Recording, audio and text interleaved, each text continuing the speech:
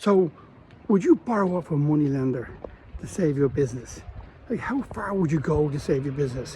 When one of my businesses was collapsing many years ago, because a customer went bust, owners £500,000. I had to bridge that gap as quickly as possible. So we borrowed 250,000 from Anglo at the time, believe it or not.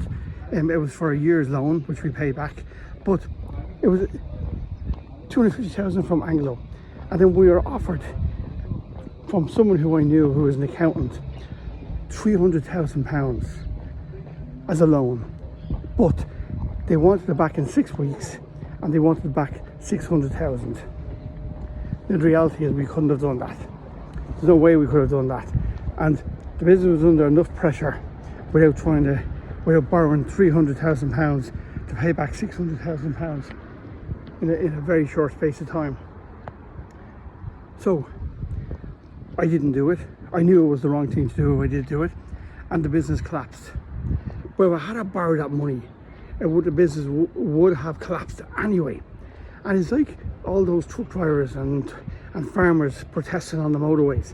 Like, you have to ask yourself the question, if you're a business owner, how far would you go to save your business? And yes, those farmers and truck drivers and haulers and all, on the first day they were justified in trying to save their business, and maybe the second day. But we all know third, fourth, fifth day, they were going too far. But the point they were trying to make was, they were trying to save their business. They're trying to save the business from going under. They're trying to save their livelihood.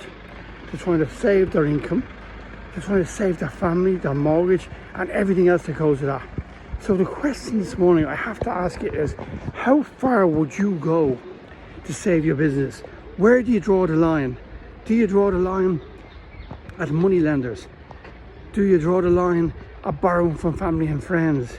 But where is the line you draw that you borrow money to keep your business going?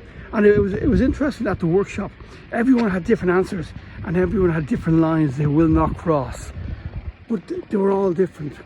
Every single one of them had different lines and different reasons for not crossing them. So what is your line?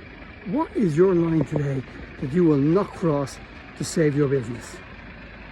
Have a great day. Talk to you all again soon.